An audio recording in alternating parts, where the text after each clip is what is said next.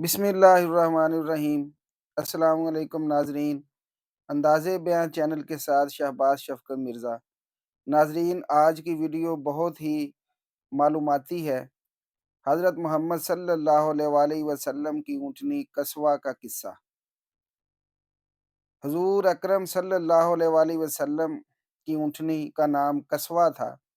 قصوہ اس اونٹنی کو کہتے ہیں جو مالک کے نزدیک انتہائی محبوب ہو، اور اس محبت کی وجہ سے اس کا مالک اسے کام اور بوجھ ڈھونڈنے سے آزاد کر دے، اور دوسری اونٹنیوں کی طرح اسے چرنے کے لیے چراگاہ نہ بھیجے۔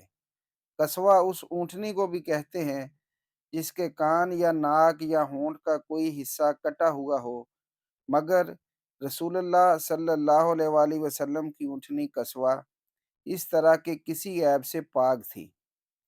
قصوہ نامی مبارک اونٹنی رسول اکرم صلی اللہ علیہ وآلہ وسلم کو بہت محبوب تھی۔ اس محبت کی وجہ یہ تھی کہ قصوہ اونٹنی نہایت فرما بردار اور شریف الطبع تھی۔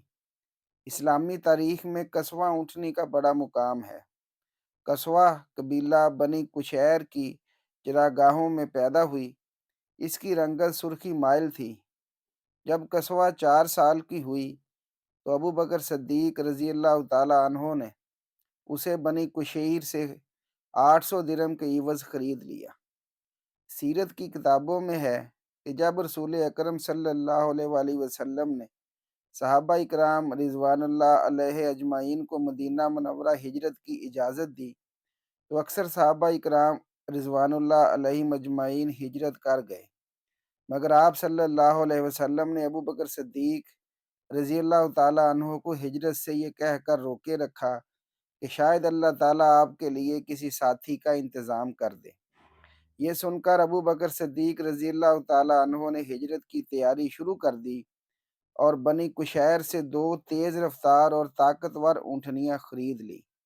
ان 2 اونٹنیوں میں سے ایک قصوہ تھی۔ بخاری میں ہے کہ ہجرت کے وقت رسول اکرم صلی اللہ علیہ وسلم اور صدیق اکبر رضی اللہ تعالیٰ عنہ نے غار میں پناہ لی۔ 3 دن کے بعد جب روانگی کا وقت آیا تو صدیق اکبر رضی اللہ تعالیٰ عنہ نے رسول اکرم صلی اللہ علیہ وسلم کی سواری کے لیے اونٹنی پیش کرتے ہوئے فرمایا، اے اللہ کے رسول، آپ صلی اللہ علیہ وسلم پر میرے ماں باپ قربان۔ آپ صلی اللہ علیہ وسلم ان 2 اونٹنیوں میں سے کوئی ایک پسند فرما لیں۔ آپ صلی اللہ علیہ وسلم نے فرمایا، ہاں، مگر میں اس کی قیمت ادا کروں گا۔ صدیق اکبر رضی اللہ تعالیٰ عنہ نے جو اس اونٹنی رسول اللہ صلی اللہ علیہ وآلہ وسلم کے لیے لائے تھے کو فروخت کی۔ اس کا نام قصوہ رکھا۔ آپ صلی اللہ علیہ وآلہ وسلم نے اس کی قیمت ادا کی، پھر اس پر سوار ہو کر مدینہ منورہ روانہ ہوئے۔ اللہ تعالیٰ نے قصوہ کو وہ طاقت اور قوت عطا کی کہ وہ وحی کے بار کو برداشت کر سکے۔ علماء کرام کہتے ہیں کہ یہ واحد سواری تھی جو وحی کا بار برداشت کر سکتی تھی۔ آپ صلی اللہ علیہ وآلہ وسلم اس پر سوار ہوتے اور اچانک آپ صلی اللہ علیہ وسلم پر وحی کا نزول ہوتا تھا۔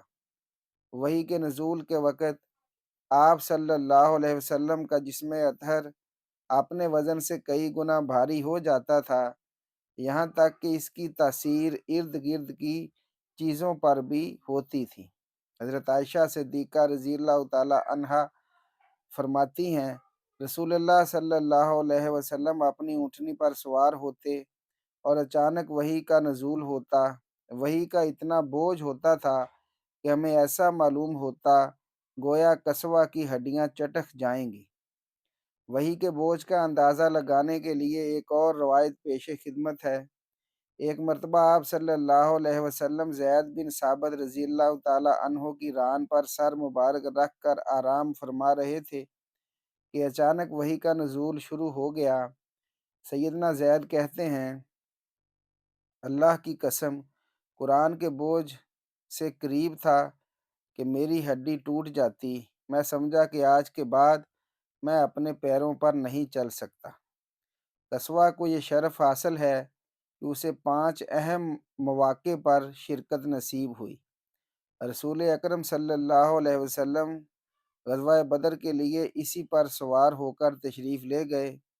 صلح حدیبیہ، عمرہ، قضاء، فتح مکہ اور حجۃ الوداع کے سفر میں بھی قصوہ شریک تھی۔ قصوہ رسول اکرم صلی اللہ علیہ وسلم کی خدمت میں 11 سال تک رہی۔